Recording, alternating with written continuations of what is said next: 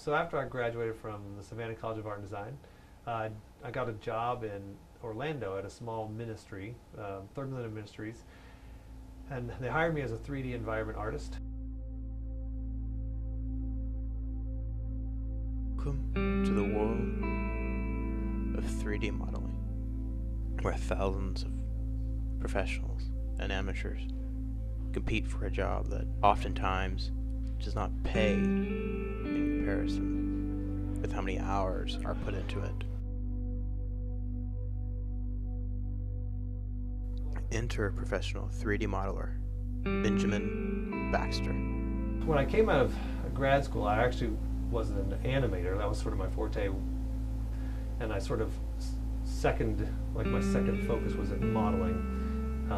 But I wanted to be a modeler because as I got into it, I've always been fascinated with like looking at environments and spaces and sets, sort of looking at the way light falls into a room. Like it's always been something I've kind of been fascinated by, and so when you get to model, you sort of like take all that and you can use an existing space you might see somewhere. You have a photograph of something you think is really interesting, and then you can sort of build on that or create yourself.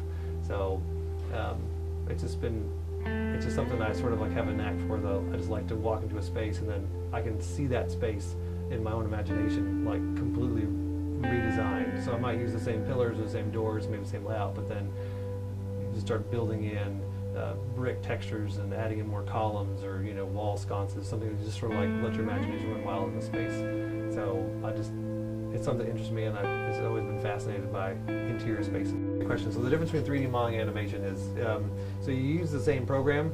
There's a couple of big software packages that are out there, Maya and Max. We use Maya for everything. If you just say animation, that's sort of the broad stroke overview of what that career is, but then animation, if you focus on animation, you're focusing on the actual movement of animation. So how the character behaves, the acting involved in it. You look at the 12 principles of animation, those rules that sort of govern how you animate a character. So squash and stretch, overlapping action, timing, weight, balance. And so all that goes into like a character animation or some other sort of mechanical animation. Modeling is actually making the props, whether that's a character, whether that's a desk or a car or an environment space. So you actually make the physical objects in 3D, and then animation where you actually move those objects, and that's the difference between those two.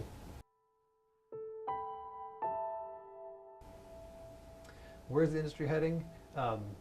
It's really kind of hard to tell. Sometimes it goes so fast, it's hard to hang on to.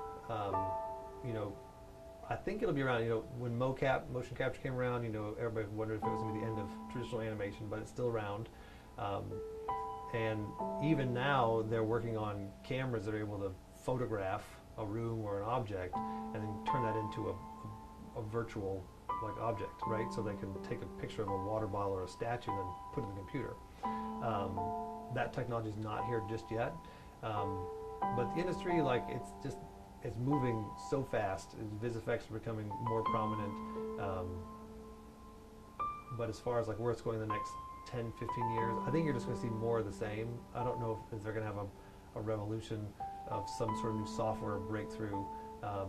I know that a lot of modeling softwares are looking at doing things sort of like Iron Man, where he moves his hands and that you can move a model. So they're working on systems like an iPad where you actually touch something and then you can construct and push, and the cameras read your hands. I've seen that technology out there at conventions and conferences. It's pretty basic, it's kind of limited, but you can actually do this thing, move things around just by moving your hands. So I feel like some of that could be in the pipeline